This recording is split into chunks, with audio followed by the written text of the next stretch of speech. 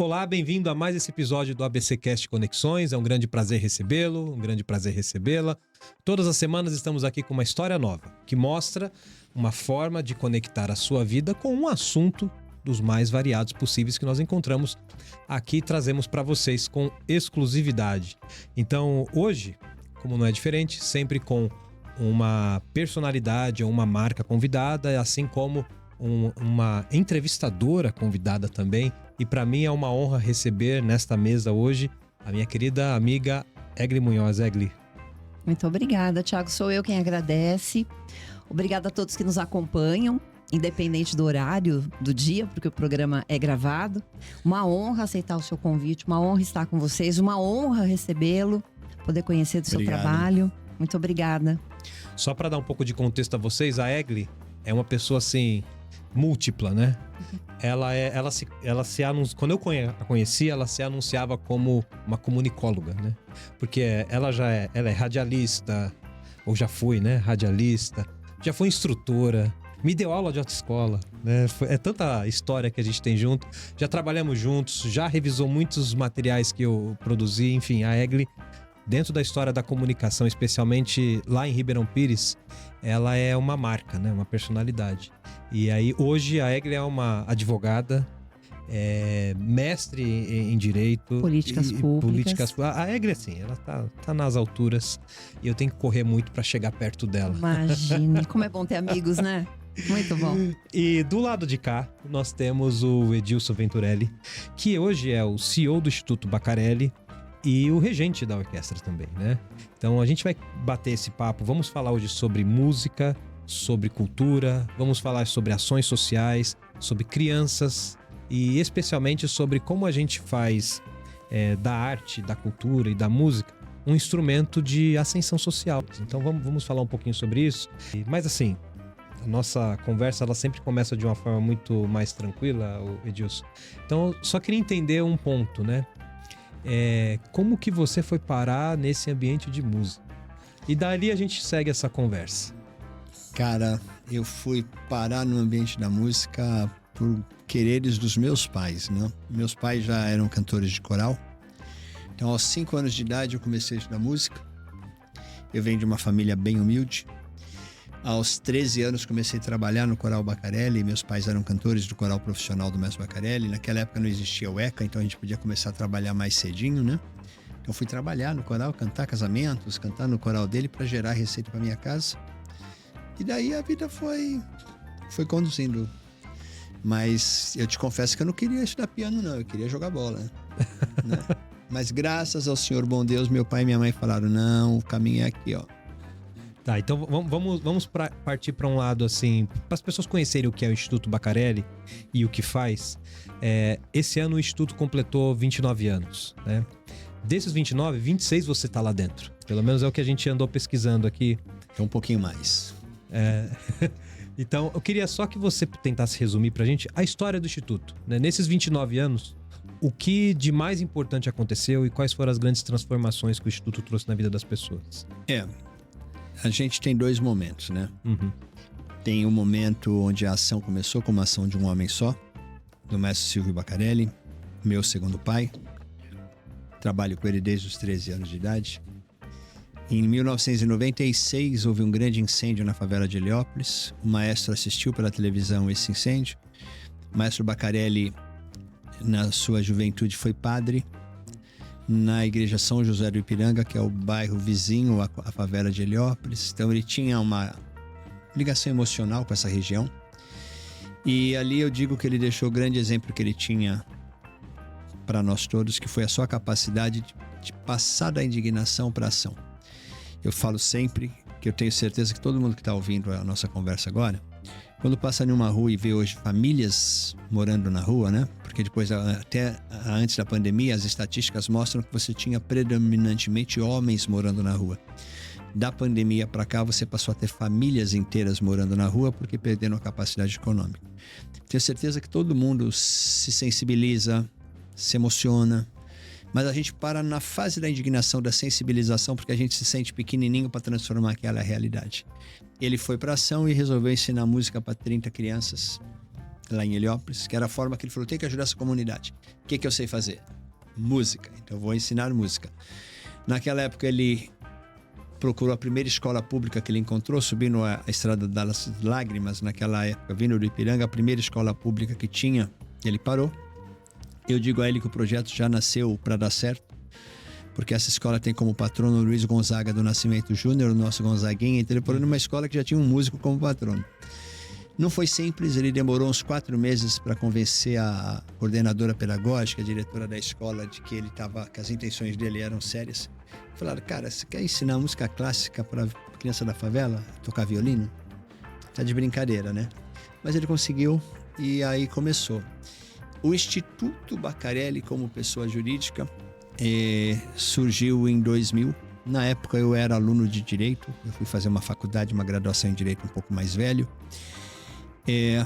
Eu comecei a ajudá-lo nesse projeto, eu trabalhava com ele e eu vi que a gente teria uma dificuldade, né? Já existia a nossa famosa e tão querida Lei Rouanet. Uhum. Só que se até hoje ela funciona dessa forma, você como pessoa física pode propor um projeto. Só que todos os bens patrimoniais que você adquirir com dinheiro da Lei Rouanet como pessoa física, ao final do seu projeto, ou você manda para uma instituição sem fins lucrativos ou você devolve para o governo. Eu falei, cara, se a gente propor o projeto de Lei Rouanet em nome do maestro, todo ano a gente vai buscar dinheiro para comprar o mesmo violino, né? E nós tínhamos na prateleira da empresa comercial do maestro uma pessoa jurídica sem fins lucrativos que tinha sido usado lá nos anos 80 para fazer concertos pela então Lei Sarney. Como eu estava lá estudando, faculdade de Direito, lendo muito, fazendo muito, eu resolvi colocar essa instituição de pé de novo. Fiz toda a atualização estatutária, coloquei contabilidade em ordem, tudo e propus o nosso primeiro projeto de Lei Rouanet. Então, o Instituto Bacarelli surge em 2000. A ação do maestro Bacarelli em 1996. É um pouco mais antigo.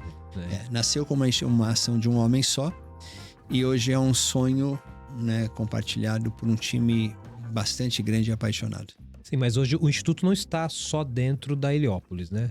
Ele tem ações em outras regiões de São Paulo. O Instituto cresceu. Né, perto desses 29 anos, né?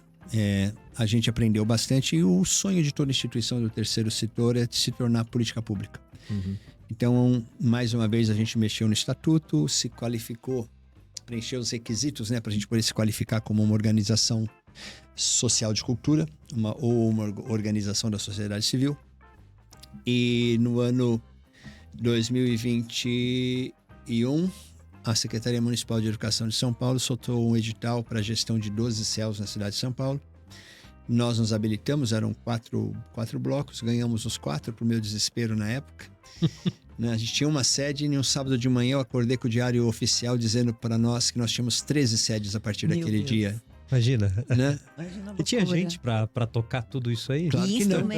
E instrumento. Não, ali pior que ali a coisa é muito maior do que a música, né? Lá a gente faz desde a gestão predial, desde de cuidar de toda a gestão de limpeza, manutenção predial e mais quase 700 horas por semana de atividades de cultura e esporte. Então é um negócio bem mais parrudo, mas tá gostoso. Foi desesperador no início. Mas a curva de aprendizado está bem legal e, queira ou não queira, hoje o Bacarelli pode dizer que ele está em 13 regiões da cidade. Desses 12 CEL, 8 estão dentro de área de favelas. Uhum. Então é uma forma também onde a gente pôde exponenciar o nosso know-how e, como instituição, a nossa capacidade de interferir na sociedade e melhorar a sociedade. Sim, mas aí a forma de trabalho, embora em alguns momentos você está usando o instrumento musical e em outros momentos você está usando outros elementos da cultura, né? Esporte. O esporte e tudo mais. Você usa esse tipo de formação, vamos dizer assim, cultural, como uma forma da pessoa ter uma inclusão social, ou então uma melhora da perspectiva de vida. É assim que funciona o Instituto? O nosso DNA a gente nunca vai perder, né? Uhum. Então nós nascemos para fazer a diferença na vida das pessoas. Então, independente de onde a gente esteja hoje, onde a gente possa estar no futuro próximo, esse DNA a gente não perde. Né? O nosso core é o que a gente faz em Heliópolis. Uhum. E todo o conhecimento que a gente adquiriu lá, todo o respeito que a sociedade tem pela gente, pelo trabalho que o Bacarelli faz em Heliópolis, a gente não pode perder. Então eu não posso ir para outros territórios, para outras frentes, não carregando todos os valores que a nossa marca tem. E vocês pensam em expandir isso para outras cidades? Porque hoje o núcleo está em São Paulo, né? E eu fico pensando assim, vamos trazer pro lado do ABC aqui, né, Egli? Aqui a gente também tem muitas comunidades, talvez com a mesma carência de Heliópolis. Assim, a carência é a mesma em todos os lugares, né? Mas com uma carência de cultura, com a carência de educação, com a carência de música e música de qualidade. Vocês têm um olhar assim para essa região também? A gente sempre teve. Mas o que acontece? Por exemplo, o crescimento para os céus, ele é uma parceria público-privada. Uhum. Então a gente chega para fazer política pública, mas tendo financiamento da Prefeitura de São Paulo para fazer. Heliópolis, a gente corre atrás do dinheiro. Eu não tenho financiamento público. A gente tem benefícios das leis de incentivo à cultura, mas a gente tem que ir atrás de buscar os patrocinadores e as empresas que queiram estar com a gente nessa missão. Não é uma tarefa fácil. Uhum. Eu te diria que a gente ainda está em fase, apesar de 29 anos, a gente ainda está em fase de consolidação desse trabalho em Heliópolis. A gente vai inaugurar agora, daqui a pouquinho tempo, o nosso teatro, né? Que aí, assim, como estrutura física, a gente fecha a nossa sede. Então, para que a gente possa vir para outras regiões, ainda aqui próximas de Heliópolis, eu entendo que a gente tem que primeiro consolidar esse grande passo que a gente deu com a gestão dos céus, entender que está fazendo bem, Uhum. para depois dar um novo passo de crescimento, suportar um novo crescimento. E para ações como a gente faz em Heliópolis, a gente tem que estruturar um plano de negócio muito legal, porque depende de financiamento. E não é uma ação de curto prazo. Sim, Eu não... sim. Assim, hoje de manhã estava no Instituto, recebendo visitas lá. Você vai num coral nosso de pessoas de 14 anos de idade que já estão há 10 anos conosco. Você entendeu? Então, assim, eu não posso fazer um modelo de negócio, um plano de negócio onde o financiamento dure pouco tempo. Porque eu não posso acender um desejo numa criança e daí alguns meses falar para ela, sabe, o seu sonho acabou. Não tem continuidade. Né? Formar alguém musicalmente ou através da música formar um cidadão é um trabalho de médio e longo prazo, não é tiro curto. Uhum. E no caso dessas parcerias com a prefeitura, qual é a vigência dela? Ela é renovável de que forma? Esse contrato que a gente está hoje é um contrato de 5 anos renováveis por mais 5. É um bom período para, São 10 né, anos. dá para desenvolver, né? Dá para aprender Sim, e começar a trabalhar bem, sim, né? E realmente transformar, fazer a diferença na vida das pessoas. sim. Porque às vezes o tempo, se ele é muito curto, quando você começa a implementar e começa a ter algum resultado, ela termina. Uhum. E às vezes pode chegar um outro que nem dê continuidade naquilo, né? Que não Sim. siga com aquilo que foi plantado, com aquilo que foi conduzido. Sim, mas 10 anos é um bom tempo. Sim, mas você vê, tem algumas ações culturais que acontecem, inclusive aqui na região, que elas trazem bons resultados, né? Elas vão se consolidando. Por exemplo, a gente já trouxe nesse programa aqui, numa das primeiras entrevistas nossas, um grupo de hip hop de Mauá, que começou assim também, com uma aula simples, a pessoa tinha um bom talento, e ela decidiu ensinar um grupo de crianças o hip hop, a dança da rua, e não só o hip hop, o dançar, né? Mas escrever hip hop, cantar hip hop, é vestir hip hop, né? É toda a parte cultural ligada a esse movimento. E hoje eles estão ganhando títulos internacionais, inclusive nos Estados Unidos. Então, levando as crianças que estão lá naquele interiorzinho de Mauá para um país de primeiro mundo, ganhando títulos, disputando com pessoas do mundo inteiro, né? E aí eu fico pensando que o Instituto Baccarelli tem uma história, acho que parecida também, de ascensão, assim, de conquista de territórios, que culmina agora com a construção de um primeiro teatro, anfiteatro dentro de uma favela, né? O Edilson, pode contar um pouquinho pra gente hoje como que está essa nova fase do Teatro Baccarelli, expectativas, como que está sendo viver essa experiência com o teatro dentro de Heliópolis? Na realidade é um pouco mais que um teatro. É uma sala de concertos. Sim. Isso faz dele único num território de favela. A gente tem outras comunidades que têm um teatro pequenininho, um teatro mais simples. Qual a diferença de um teatro para uma sala de concertos, para quem está ouvindo o nosso podcast? o tratamento acústico. Como é que o som caminha por dentro desse espaço. Então, em um teatro normal, se você coloca um violão no palco, você precisa amplificar, senão as pessoas não vão ouvir. Em uma sala de concertos como a nossa, você põe um violão sozinho no palco, sem nenhum microfone, e pela sala inteira vai se ouvir esse violão tocando com perfeição. Então, o tratamento do som é o que diferencia. No Baccarelli, a gente sempre acreditou e a gente sempre defendeu que para quem tem menos, você tem que oferecer o mais. Então, a gente sempre fez questão de ter professores de altíssimo nível, porque eu quero profissionais muito bem-sucedidos na sua carreira, para que ele possa inspirar as crianças, né? Para a criança encontrar ali um músico feliz com a sua carreira, com o que faz, com a sua vida.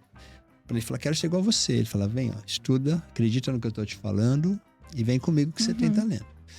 No teatro não está sendo diferente. A gente poderia estar fazendo um teatro muito mais simples, né?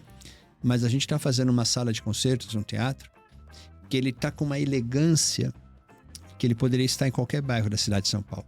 Ele poderia estar lá no Jardim América, que ele estava bem. Ele ia cair bem naquele bairro, mas ele está numa favela, né? Novamente, a gente vai na contramão.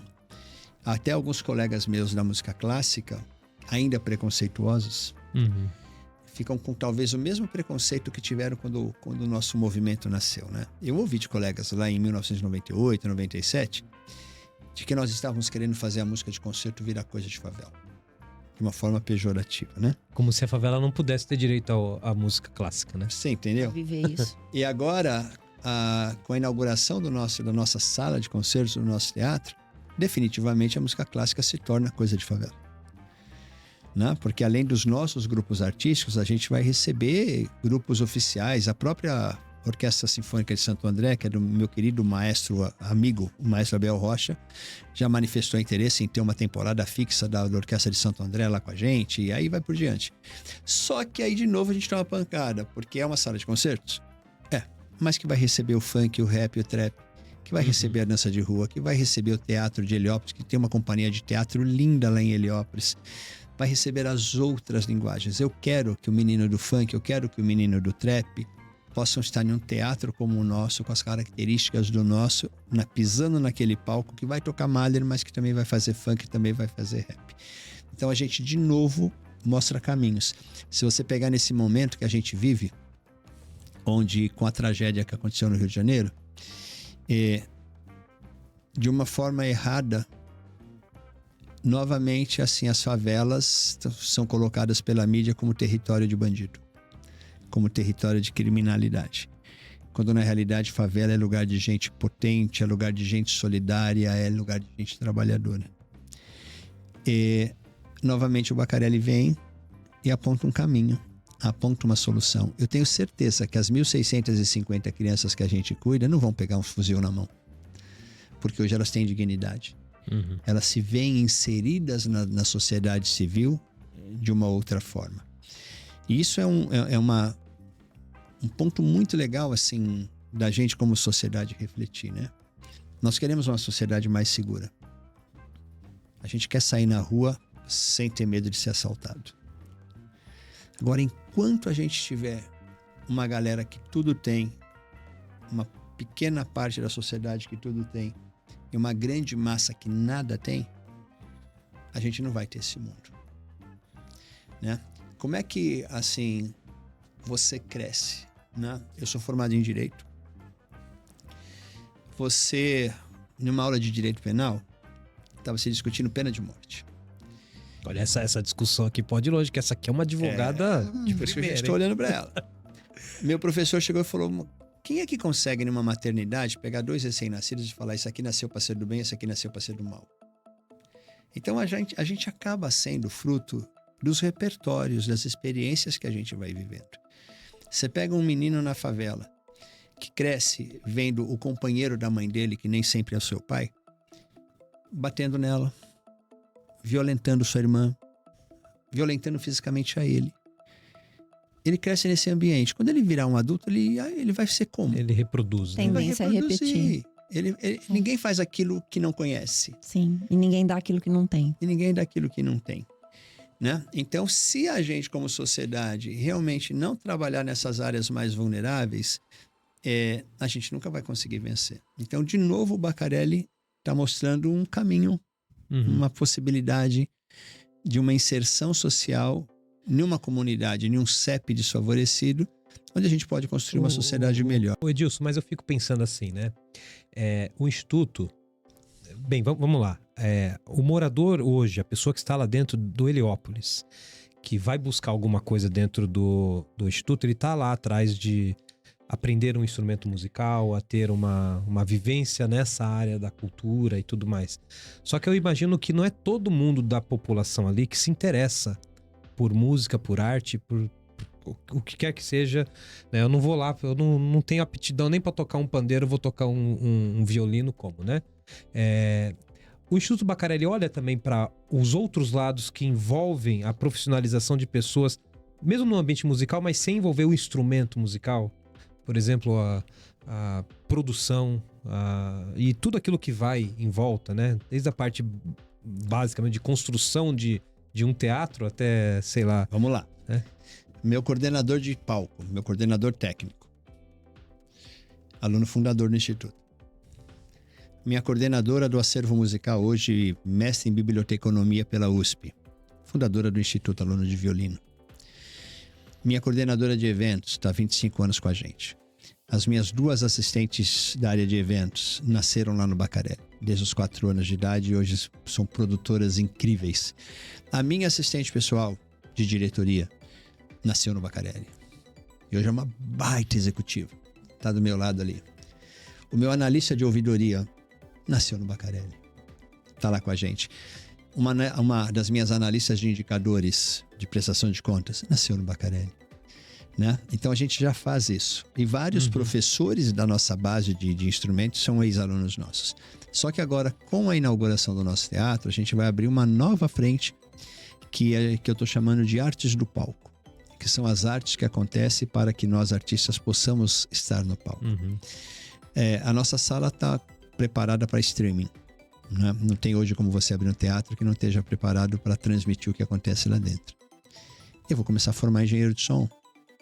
Isso é muito legal. Né? Porque eu tenho meus meninos que estão lá desde os 2 anos, de meninas, né? A nossa garotada, que está desde os 2 anos de idade sendo treinada, com sua audição sendo treinada, que sabem ler partitura. Né? Eu vou treinar cameraman. Por exemplo, a gente sofre muito. Quando eu não estou regendo, que eu vou para televisão, que eu não estou regendo, eu vou para a ilha de edição. Né? Aí chego pro diretor e falo, precisa de uma câmera no fagote. Até ele fazer o câmera entender o que é um fagote, vai para outra cena, que a cena que era do fagote já foi embora. Né? E aí você tem a TV Cultura em São Paulo, que tem um time que grava bem concertos.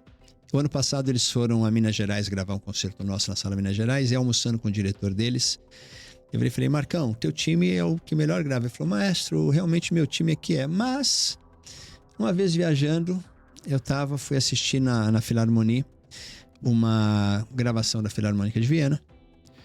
E a hora que eu olhei, o cameraman tem uma tela do lado com a partitura. Então, digamos assim, eu como câmera, eu tenho numa orquestra sinfônica, eu vou pegar, meu quadro é o canto direito, violas, violoncelos, contrabaixos. O diretor não precisa falar para onde eu vou, porque eu estou acompanhando pela partitura o que eles fazem e eu sei para onde eu vou. Na hora que ele falou isso, eu falei, eu tenho essa mão de obra. Eu posso formar esse câmera que não existe no Brasil, vamos fazê-lo. Vamos formar produtor de áudio e vídeo. Iluminação, né? Tudo. Técnico de iluminação, camareira. Sim. Camareira é uma arte que está em extinção no Brasil. Figurinista, cenógrafo. A gente no nosso teatro está levando também em uma parceria com a Prefeitura de São Paulo o circuito SPCine de cinema, para ter cinema de graça para a favela. A favela não tem dinheiro para ir numa sala de cinema e pagar R$50 o ticket, mais 60 a pipoca. Verdade. Né? Conversando com os pessoal da SPCine, eles falaram que todas as redes de cinema estão com dificuldade hoje para projecionista. Porque hoje em dia é tudo digital e a turma mais antiga não se atualizou. Eu falei, eu vou ter o circuito SPCine aqui, eu posso formar essa mão de obra. Então a gente, a partir de fevereiro do ano que vem, entra com uma nova frente de cursos, buscando realmente profissionalizar os nossos jovens na arte, não na música. Né? E mesmo para aqueles que quiserem ser músicos hoje. Hoje, cada dia mais, a gente tem que saber se produzir, né? A gente tem que saber se vender. Então, eles precisam entender de gravação. Ele tem que conseguir se gravar, ele tem que conseguir gravar um bom vídeo, gravar um bom áudio. Então, a gente se preocupa assim, já atua e se preocupa para fazer ainda melhor. Em ampliar. E aí você acaba gerando emprego e renda na região. Tudo dentro desse circuito do Instituto. Hoje, se você for ao entorno do Instituto, já tá muito legal, né? Você tem uma Sodiedo na frente do Instituto. Uhum.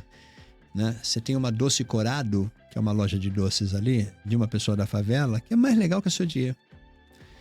Né? Você tem o barbeiro que tá ali na frente. Você tem a coxinha, o salgadinho que tá ali na frente. A gente já criou meio que um ecossistema no entorno da gente em relação a isso. Que se alimenta do próprio Instituto, né? Das ações. Durante a pandemia, a gente contribuiu muito com doação de cesta básica para as nossas famílias. A gente comprava nos mercados da região. A gente comprava os alimentos lá e montava cestas básicas.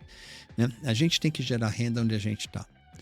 Né? E eu acredito muito no empoderamento dessas comunidades, né, mais vulneráveis. O que a gente puder fazer por Heliópolis, sim, a gente vai estar sempre fazendo. Isso em Heliópolis. Mas hoje a gente está em Parque Novo Mundo. A gente está em Cidade Tiradentes, que é o pior IDH de São Paulo. A gente está em outras regiões muito vulneráveis de São Paulo e com o mesmo DNA buscando o que a gente pode fazer para melhorar a vida dessas comunidades. O Edilson, e o Instituto Baccarelli está sendo um trampolim para as pessoas saírem da favela, ou assim, não sair necessariamente, não precisa mudar de lá, né, fisicamente, mas elas estão saindo da favela e chegando onde? Você que acompanhou talvez a história dessas crianças que se cresceram e viraram hoje pessoas muito boas aí dentro da sua estrutura, mas onde mais elas estão indo? Elas estão indo, os músicos, por exemplo, estão se apresentando onde hoje? Vamos lá. Falando de músico. Primeiro trompa da Orquestra Nacional do Chile. Nosso. Uma menina nossa preta periférica como primeiro trombone em uma orquestra na Dinamarca.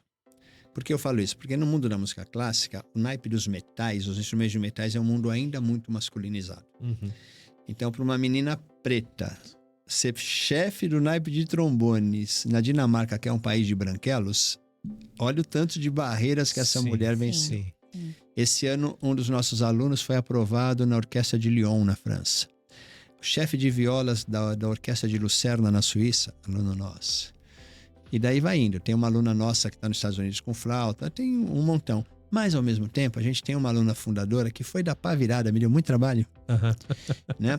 Ao ponto de um dia eu trancar a nossa sala e falar, ou eu te mando embora ou a gente se entende, ou eu peço demissão, a gente se entende. Né? Uma menina com uma vida muito sofrida. Ela não tem um dedo no pé que o tio arrancou com uma marreta, por exemplo. Jesus. Para reduzir um pouquinho, não é o mais grave não, tá? Hoje ela é advogada. Há 9 anos atrás, quando a gente fez a festa de 20 anos na Sala São Paulo, eu estava no foyer da sala, um homem veio me cumprimentar, falou, mas o senhor lembra de mim?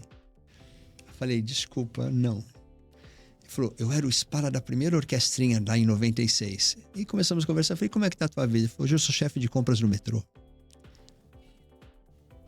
Você entendeu? Então, assim, eu não tenho dúvidas de que o trabalho que a gente faz lá em Heliópolis é para que as pessoas conquistem o mundo. Nós não somos uma escola de música. A música é a ferramenta que a gente utiliza para promover o crescimento e a transformação social dessa garotada. Ela é uma ferramenta poderosíssima. Na questão da autoestima, talvez tenham pessoas que estão nos assistindo agora e que durante essa semana não ganharam um bom dia. No último mês talvez não tenham ganho um obrigado. E alguns que talvez em toda a sua jornada de trabalho nunca ganharam parabéns pelo que fazem.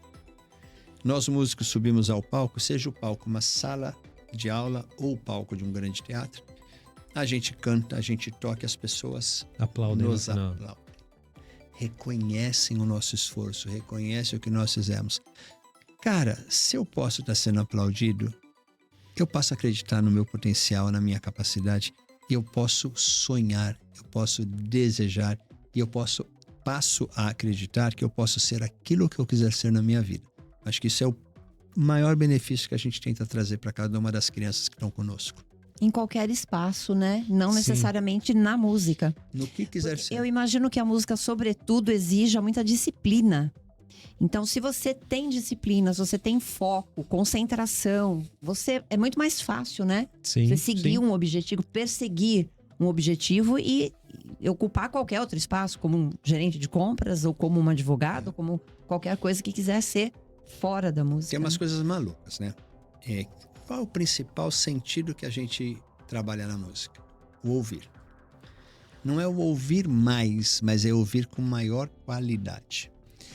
A gente cria memória auditiva, porque a gente tem que decorar. Eu decoro uma sinfonia de 1 hora. Eu rejo sem apoio de partitura. Quando eu me formei em Direito, eu fui o melhor aluno da minha turma, no ano 2002, na faculdade que eu me formei. Eu tinha vindo de uma falência, então eu não fui na faculdade brincar. Uhum, Então eu assistia muito bem às aulas, com muita atenção. uhum. E como eu tenho memória auditiva, chegava na prova, não é que eu lembrava da matéria, eu ouvia o professor falando, por causa da minha memória auditiva. Então, através da música ali, a gente vai desenvolvendo isso com a criança. Ela vai para a escola e começa a ouvir melhor o que o professor passa de informação, começa a ser melhor. Você vai ler uma partitura musical, ela é um exercício de lógica matemática o tempo inteiro. É uma nota que se tem um pontinho na frente, você acresce metade do valor. Se tem um ponto embaixo dela, você subtrai metade do valor. Se ela está ligada com a nota da frente, você soma o valor de uma com outra. Então, o tempo inteiro você está fazendo exercício de raciocínio lógico matemático, sem perceber. Mas está treinando. Vai na escola e começa a ir melhor. Então, a arte, a música, ela traz benefícios que são reais, que são Que verdadeiros. vão além da música. É para várias Muito além da áreas. música. É mais que isso, vamos dizer assim. Você pega hoje em qualquer grande empresa. Em qualquer empresa, não em qualquer grande empresa. Aqui no teu time que faz esse podcast com você. Você quer o quê? Pessoas que saibam trabalhar em time. Uhum, Né? Todo mundo junto. A gente faz mais que isso. A gente produz pessoas que passam a saber trabalhar para o time, não em time. Uhum. Eu, como aqui estou tocando, eu vou oferecer o meu melhor som para que o seu solo brilhe. Uhum. Para que você brilhe. Daqui a pouco vai inverter os papéis e você vai te oferecendo o que você tem de melhor para que eu brilhe. Uhum. Né? É uma coisa muito maluca. Eu costumo sempre falar, né? Quando a gente vai para o interior, porque aqui nas grandes cidades a gente tem a iluminação de rua que não nos permite, mas você olha para o céu e tem estrelas. Qual o céu que você para olhar? Quando tem uma estrela brilhando ou quando tem uma Aquele que tem constelação várias, de né? estrelas brilhando? Certamente. Até porque o meu brilho vai pro teu, que vai pro dele, que volta para mim, e a gente vai trocando e eu brilho mais se eu tenho você brilhando do meu lado. E a gente faz isso a música. A música é isso. E a favela é isso. Né? Favela, ninguém solta a mão do outro, né? Eu falo sempre também, ninguém sabe o verdadeiro significado do verbo ajudar mais do que quem já precisou ser ajudado um dia na vida. Quem já precisou de ajuda sabe a importância de ajudar. Uhum. É o que tem lá. Então, assim, a gente, através desse trabalho, a gente traz ferramentas socioemocionais, cognitivas, muito interessantes para realmente formar profissionais de ponta no que eles quiserem ser. Inclusive na música, se assim o quiserem. E a beleza tá em todo lugar, né? Como você tem falado aí, a favela, ela não é... Assim, a mídia retrata a favela de um jeito, né? É o local da violência, é o local da droga, é o local de uma série de problemas.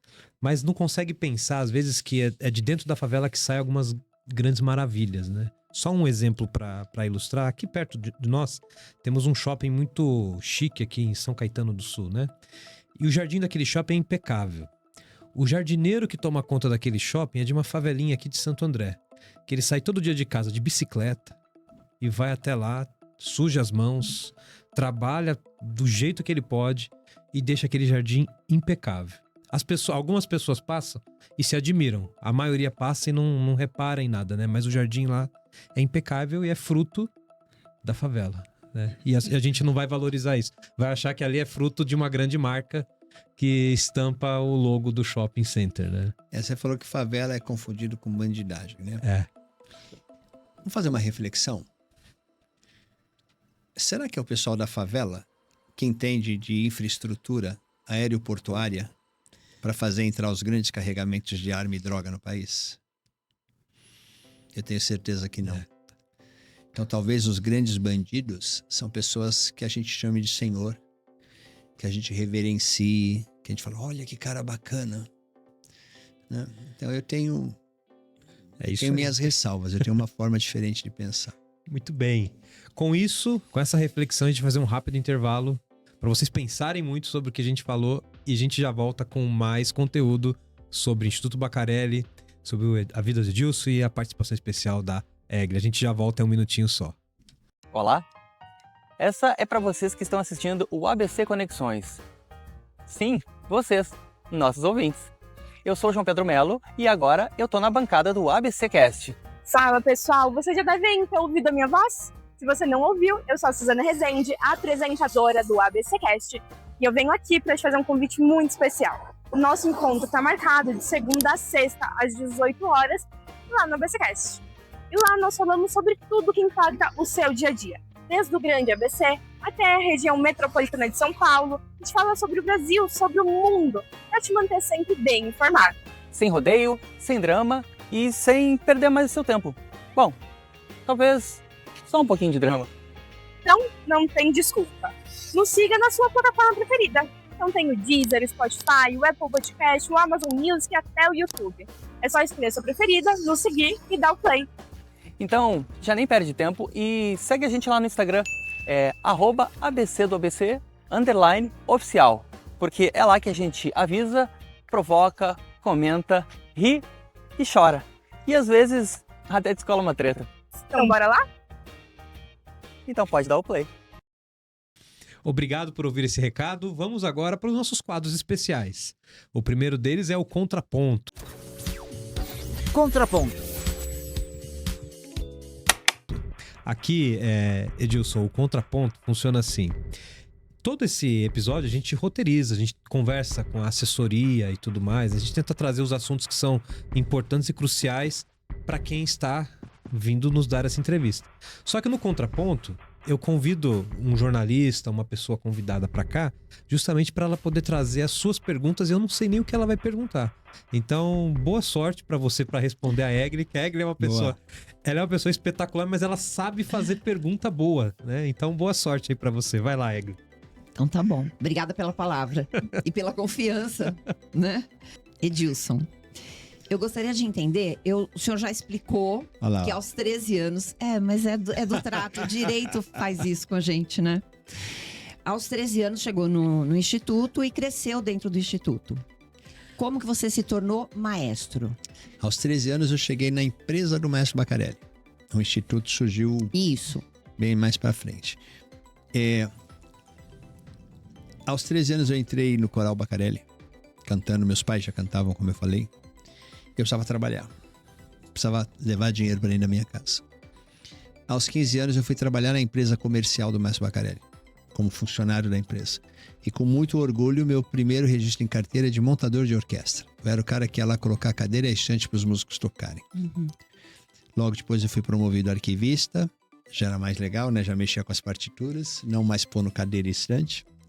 E aos 18 eu já era o maestro preparador do coral dele, do Coral Bacarelli profissional. E aí a vida foi seguindo. Ele foi meu grande professor de regência coral. Depois disso estudei regência orquestral com 3 grandes mestres, o maestro Roberto Ibrissá, o maestro Ara Levin e o maior maestro que o Brasil tem vivo até hoje, que é o maestro Isaac Karabchevsky, que é meu grande modelo, meu grande mestre, né?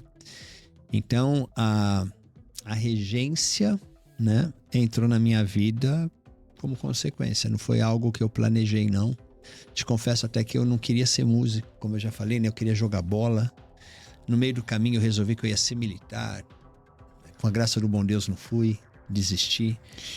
Mas assim, ele te preparou, ele te direcionou, ele te fez um molde do que ele gostaria que fosse, e existiam outros que pudessem ir no mesmo caminho, que fossem também, que pudessem alcançar também esse cargo de regente? Ou ele te fez, ele te moldou daquilo que ele precisava? Ele é acessível, essa carreira é acessível a todos.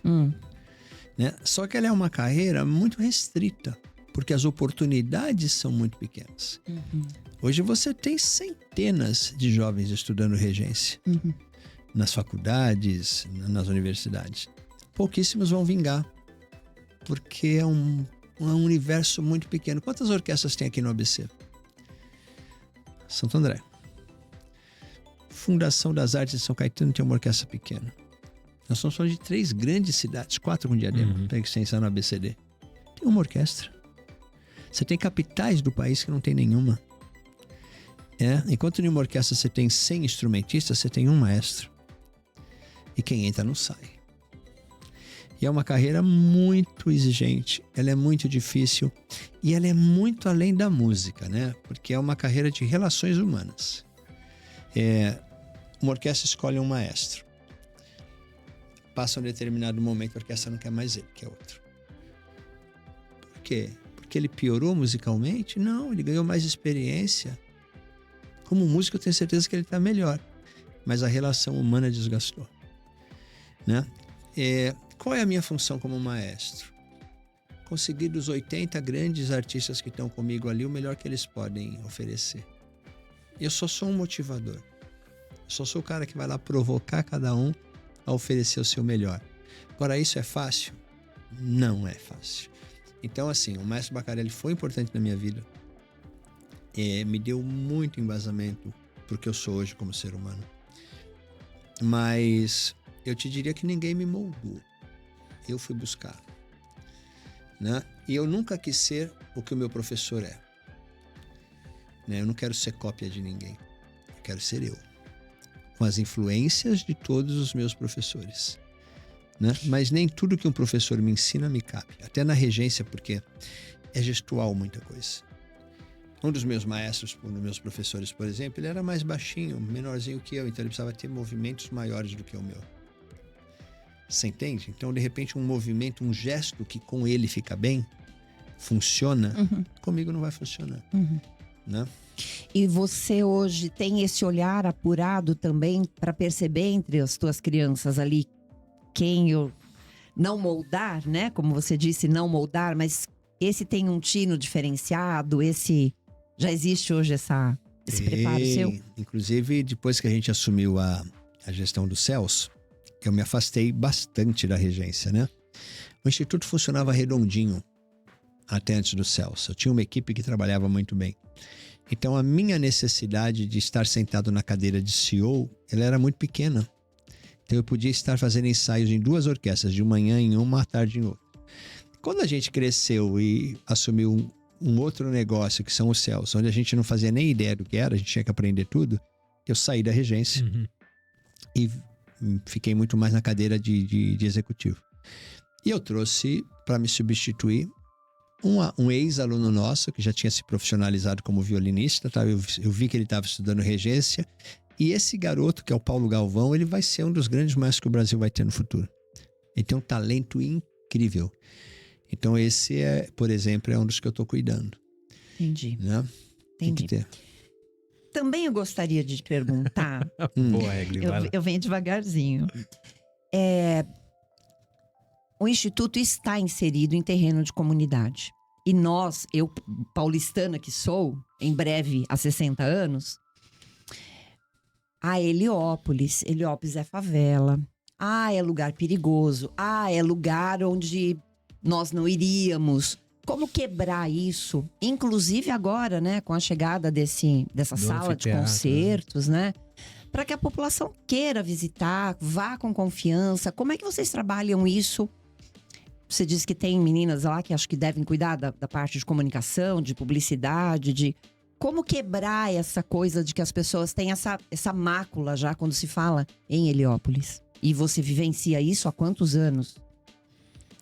Primeiro que assim, Heliópolis é a maior favela de São Paulo, 220 mil moradores. Tem a população do Complexo da Maré.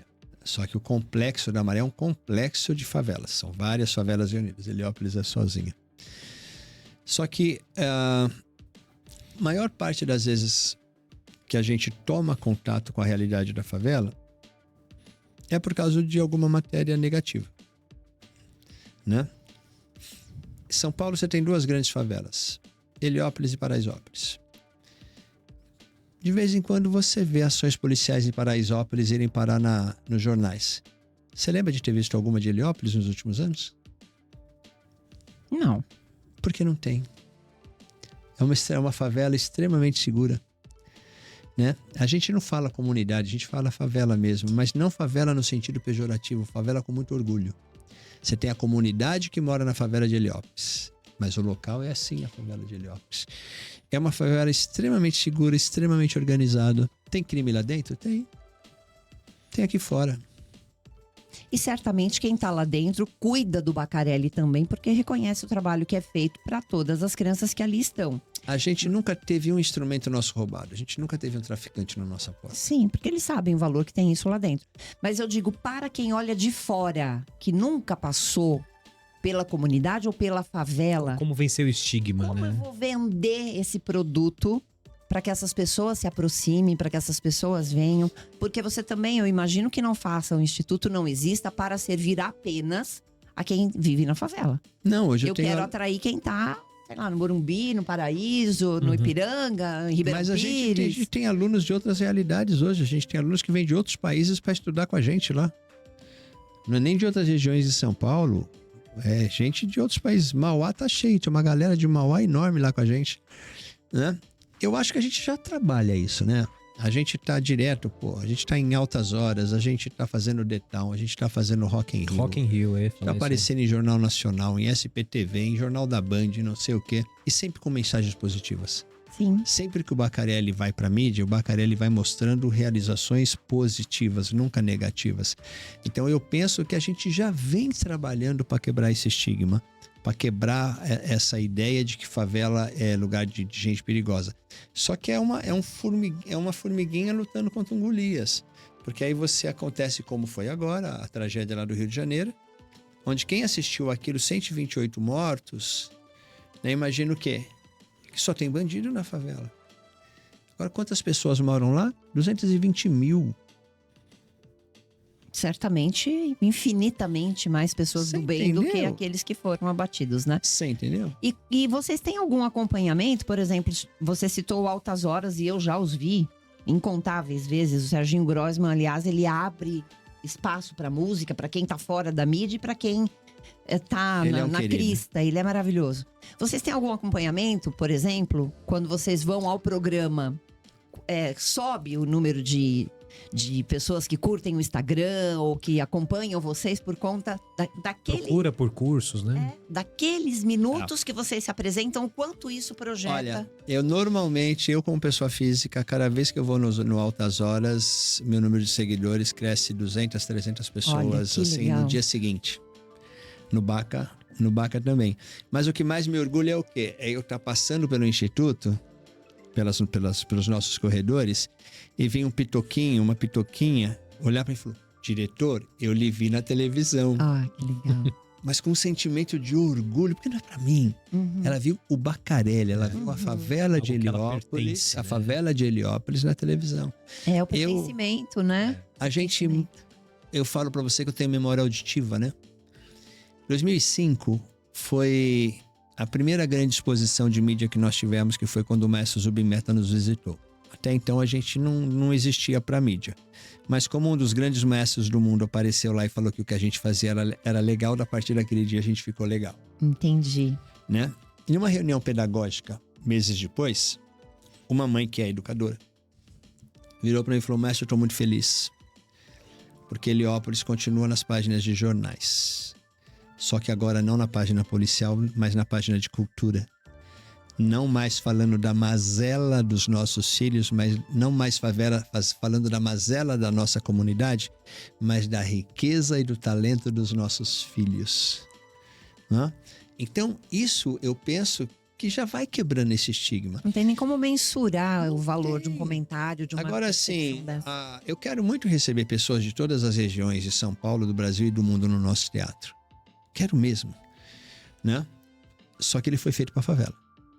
Uhum. O que eu vou trabalhar para acontecer é que as pessoas da favela o frequentem. Um tempo atrás, um mês e pouco atrás, em um sábado pela manhã eu fui até o Instituto para dar uma acompanhada na obra, que é a minha razão de existência hoje. Meu foco é entregar esse teatro. Previsto para quando? Novembro agora. Novembro. Estamos na reta final, pro meu desespero. E estava tendo um sarau literário. Uma ação promovida pelo nosso serviço social em parceria com uma pequena editora de Heliópolis. Tinham lá 8 pessoas dessa ONG de Heliópolis, né? Eu nunca tinha levado ninguém da comunidade lá dentro. Não tinha nem poltrona ainda. Tava meio na fase cinza da obra ainda. Eu me dei um insight, eu falei, puta, eu vou convidar essa turma para ir lá. Na hora que acabou o sarau, eu falei, vocês não querem conhecer o teatro? Vem comigo. Levei. Todo mundo se emocionou. Mas um senhor começou a chorar muito. A hora que ele se equilibrou, ele virou para mim e falou, maestro, me desculpe. Falei, mas é que faz pelo menos 30 anos que eu ando no centro da cidade de São Paulo e eu passo em frente ao Teatro Municipal, eu olho, desejo e nunca tive coragem de entrar. Falou, agora a minha quebrada vai ter um teatro. Olha, que orgulho. É pertencimento, não Quanto tem vale outra isso? palavra. Essas Exatamente. pessoas, ao começarem a frequentar o nosso teatro, elas vão ver que elas podem sim ir ao Teatro Municipal. E quando a gente fala isso, é chato. Pega na memória de vocês e busca aí um filme que você assistiu que tinha uma orquestra no palco de um teatro. Busca nessa memória. Agora, de vez de olhar para o palco, olha para a plateia. Vê como as pessoas estão vestidas. As mulheres estão de longo, os homens estão de fraque, de smoking. Como é que a pessoa da favela, que recebe essas influências pela televisão, vai se sentir com dignidade para entrar? Nas nossas reuniões pedagógicas, eu sempre chamo a turma para ir. Dia 16 de novembro mesmo, a gente tem concerto no Teatro Municipal de São Paulo. Falo, vem assistir. Todas as vezes alguém levanta a mão e fala, maestro, mas como tem que ir vestido? Eu falo, ó, eu vou de tênis, calça jeans e camiseta. Aí você vê como você quer ir vestido. Por quê? Porque na cabeça deles é isso. A mulher tem que pôr longo e o homem tem que pôr um smoking, um fraque. É porque nós vivemos num mundo em que os ambientes têm esse dress code, né? E você, para se situar, você precisa estar naquele formato. Mas ele acaba sendo exclusivo, né? Ele exclui as pessoas mais Sim. humildes, as pessoas Sim. mais simples.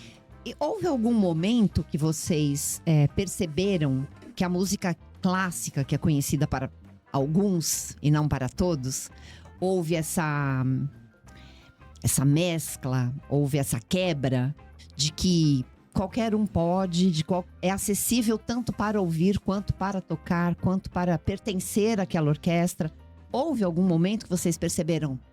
Realmente aqui nós quebramos esse paradigma e é para todos. Eu posso até acrescentar, né? Por Qual favor. foi o momento em que você percebeu que isso é um foco da sua vida, né? Porque todo o discurso que você traz aqui, Edilson, fica muito claro que você olha a pobreza, você olha a favela com aquele olho humano, né? De não exclusão, mas sim de inclusão. E de Então, potencial, em né? que momento da sua vida isso se tornou uma pauta que você tomou pra si e disse: qualquer coisa que eu vou fazer, isso tem que estar dentro, né? É a questão da música ser acessível, eu sou fruto dela, né? Eu venho de uma família muito pobre e comecei a estudar piano com 5 anos. Quando nós tivemos a primeira casa que a gente conseguiu construir, meu pai ia trabalhar a pé, porque não dava para pagar o ônibus, e manteve a mim e ao meu irmão no conservatório estudando piano. Ele preferia pagar o nosso conservatório do que pagar o ônibus dele para ir trabalhar. Só que assim, eu tive a felicidade de ter um pai e uma mãe que entendiam que o melhor que podiam fazer por nós era a educação. Meu pai sempre falou, olha, eu tenho que te educar. Dali para frente eu fiz a minha parte e a tua vida é tua. Eu te dei o ferramental. Aí você vai trilhar os seus caminhos. Então eu nunca consegui enxergar a música clássica como algo de elite. Porque eu não vim da elite. Eu venho de uma família muito humilde. Meus pais sempre gostaram de música clássica. Eu sempre convivi no meio de pessoas do coral que meu pai cantava. Primeiro no coral da igreja da Vila Bela e daí por diante. Mas eram sempre pessoas humildes. Entrei no Baccarelli, os cantores do coro eram todas pessoas humildes. Você vai numa orquestra sinfônica, 90% é classe média baixa. Até porque quem tem grana, quem é rico, até estuda música, mas não vai trabalhar com música porque não dá dinheiro. Ele vai continuar o negócio da família dele lá. Né? Então, quem exerce profissionalmente a música, a grande maioria vem de famílias de classe média para baixo. Então, eu nunca consegui ver a música como algo de elite. A gente tem uma falsa impressão que ela é complicada, né? Que ela é difícil. Não, ela só não é acessível porque não se dá acesso. Pega nos grandes veículos de comunicação. nos grandes veículos de massa, de comunicação de massa, quando você ouve música clássica? Não ouve. Como é que você vai gostar de algo que você não tem acesso? Né? E tá aqui o Baca, assim, há 30 anos, basicamente, entramos do nosso 29 para 30, ensinando música clássica na favela. Uhum. Como eu falei para vocês, tem criança lá de 14 anos que tá há 10 anos com a gente, que começou com 4, fazendo música clássica, seja no coro, seja na orquestra. Então a música, primeiro, ela não é difícil. É um conhecimento que você tem que adquirir, que você tem que estudar como qualquer outra coisa. Difícil, eu acho, a carreira do médico. Falei isso essa semana pro meu médico, ele me passou uma medicação. Eu falei, doutor, não sei como vocês decoram esses nomes aí, viu? Uhum. Eu consigo decorar uma sinfonia de 1 hora. Mas ele chegou e falou, eu tô tomando um antibiótico, eu tive uma prostatite esses dias, e começou a me dar uma queimação no estômago. Eu liguei para ele e falei, doutor, será que é efeito do antibiótico? Falou, qual é o antibiótico que você está tomando mesmo? Eu falei, doutor, não me faça essa pergunta. Ah. Não faço a menor ideia do nome. Eu não Mas consigo guardar. Mas eu acho que são habilidades, né? Eu Então. imagino que também não é toda criança que chegou querendo aprender um instrumento e que falou, isso é pra mim. De repente, a criança pode ter descoberto, aprendido. Como você disse, todos podem aprender. Sim. Mas a criança chegar e dizer, acho que não vai dar, acho que isso não vai. Deve que ter bom, né? acontecido, E que certamente deve ter acontecido. Não, acontece, e que bom que aconteça, porque não existe mercado de trabalho para as 1.650 crianças que a gente que estão estudando música com a gente. Não tem orquestra para isso tudo. Uhum. Né? Então, como eu volto a dizer para vocês, nós não somos uma escola de música.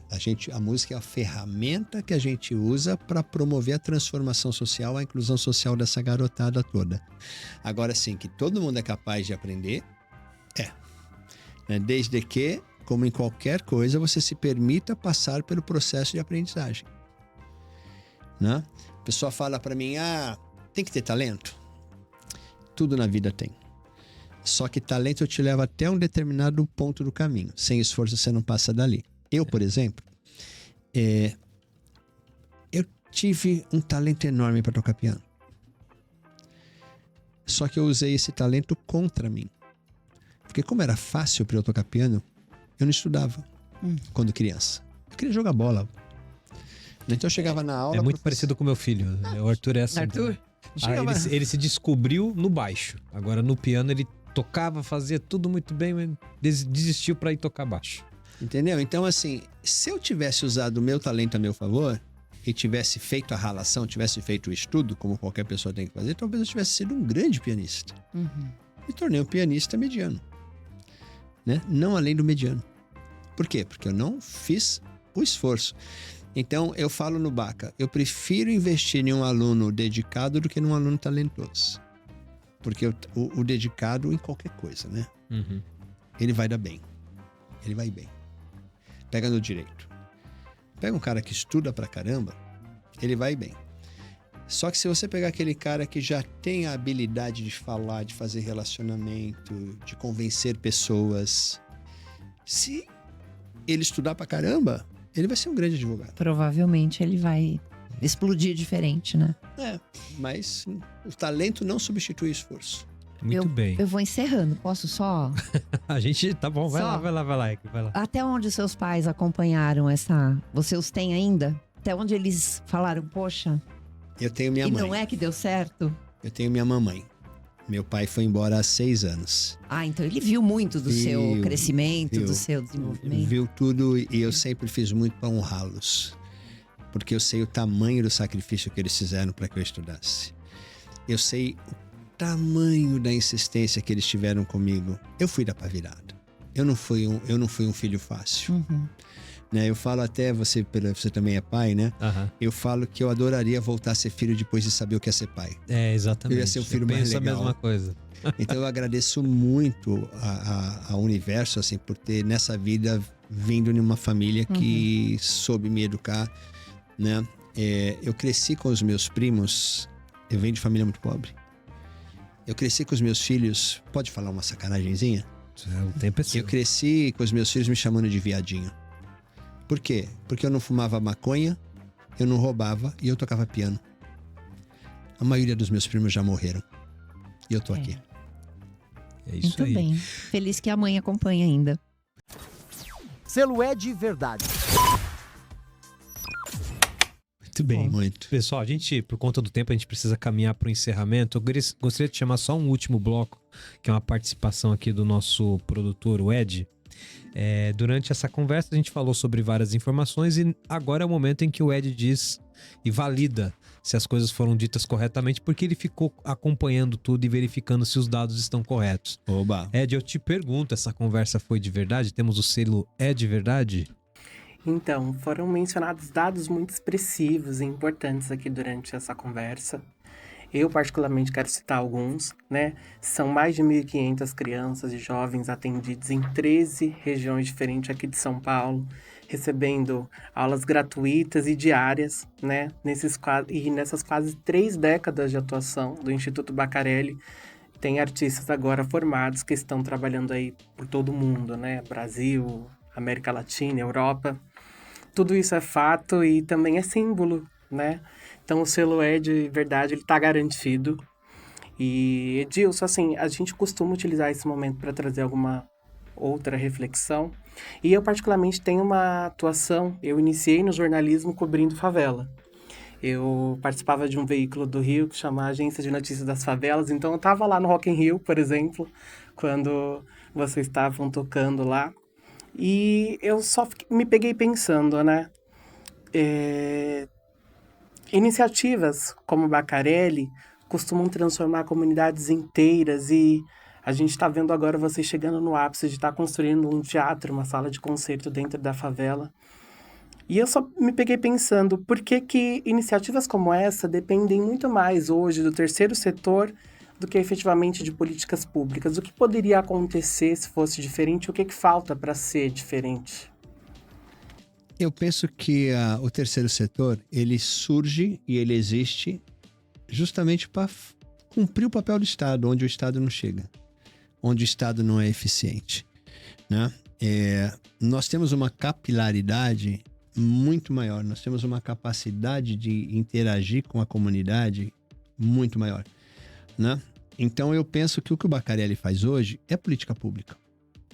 E se a gente for parar para pensar, como no Bacarelli você pode investir, você, pessoa jurídica que está assistindo a gente, você pode pegar 4% do seu imposto de renda que você iria pagar para o governo federal e mandar para nós, patrocinar o nosso projeto.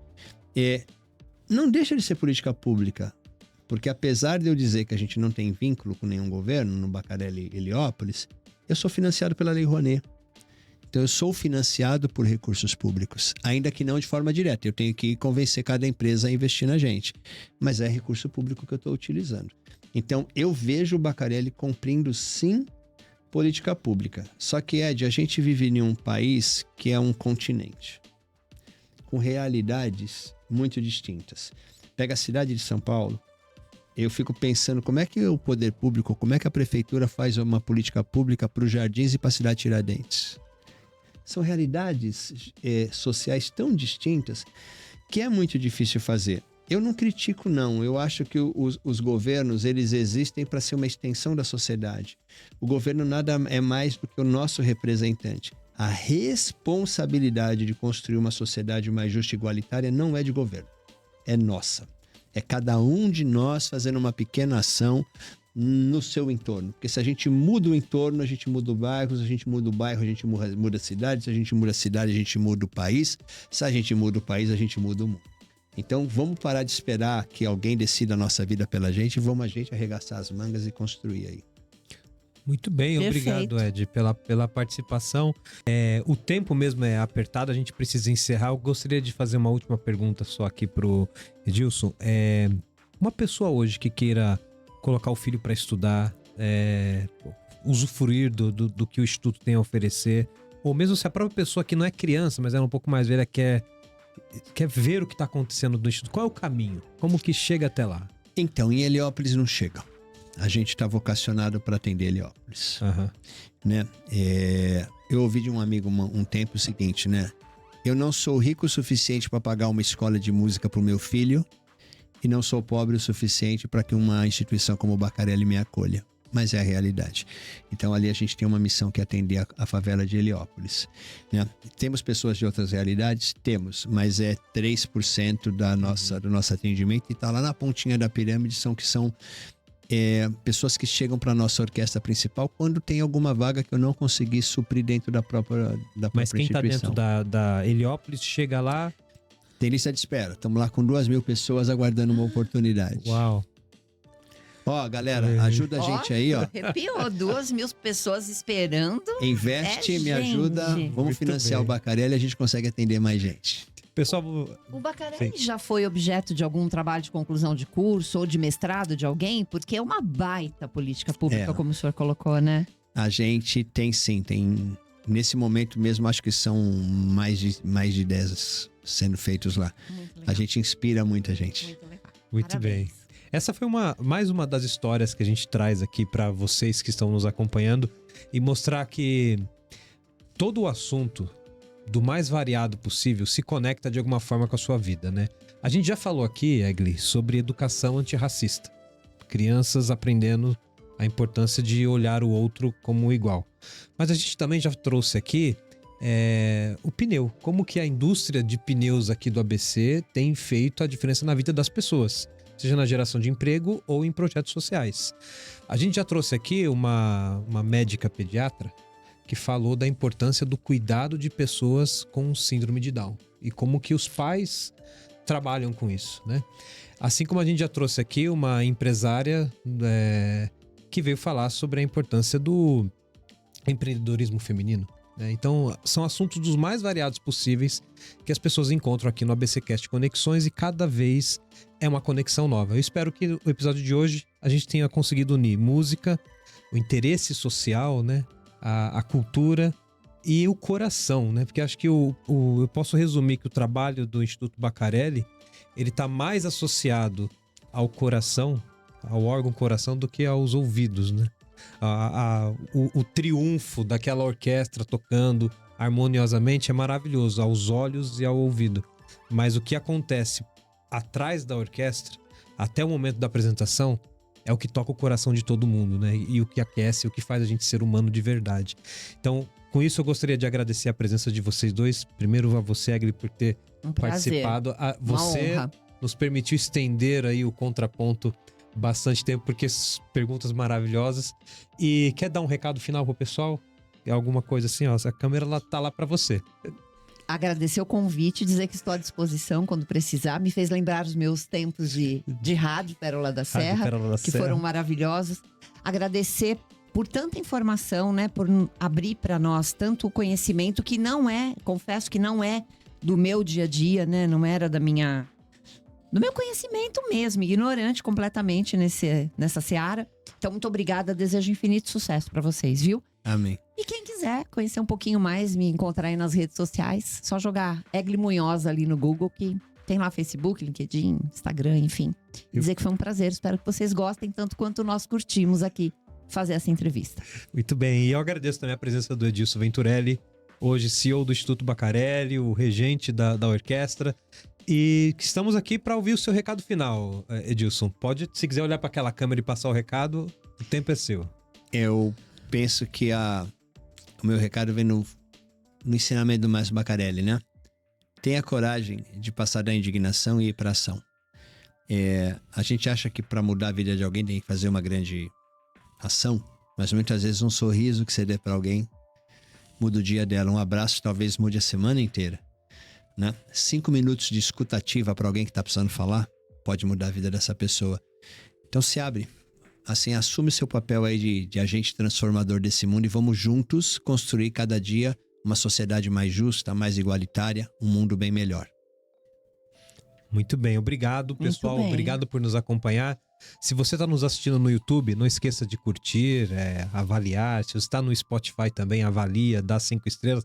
Cada ferramenta tem um jeito certo de poder avaliar e fazer o engajamento, né? Então, escolha onde você está assistindo e faça aquilo que tem que ser feito, porque a gente está distribuído em Apple Podcast, Deezer, Amazon, YouTube, enfim, tá em todas as plataformas e a gente se encontra lá. E compartilhe, né? compartilhe, Porque isso tantas faz chegar, né? informações, né?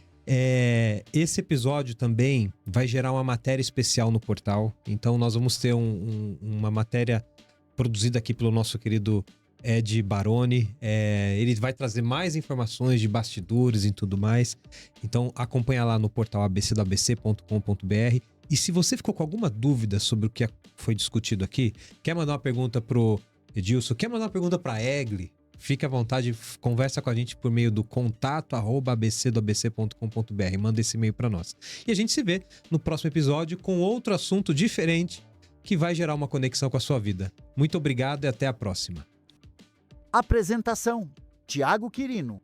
Jornalista convidada Egli Munhoz. Entrevistado: Edilson Venturelli. Edição: Rodrigo Rodrigues. Captação de áudio e vídeo, estúdio da Acisa, Associação Comercial e Industrial de Santo André. Produção: Ed Baroni. Checagem: Ed Baroni. Assistência de produção: Suzana Rezende e João Pedro Melo. Direção: Tiago Quirino. Direção geral: Alex Faria. Este programa é um produto do portal ABC do ABC. As opiniões manifestadas pelos entrevistados não refletem necessariamente o posicionamento do portal ABC do ABC. Para se manter informado sobre tudo o que acontece na região, acesse www.abcdoabc.com.br.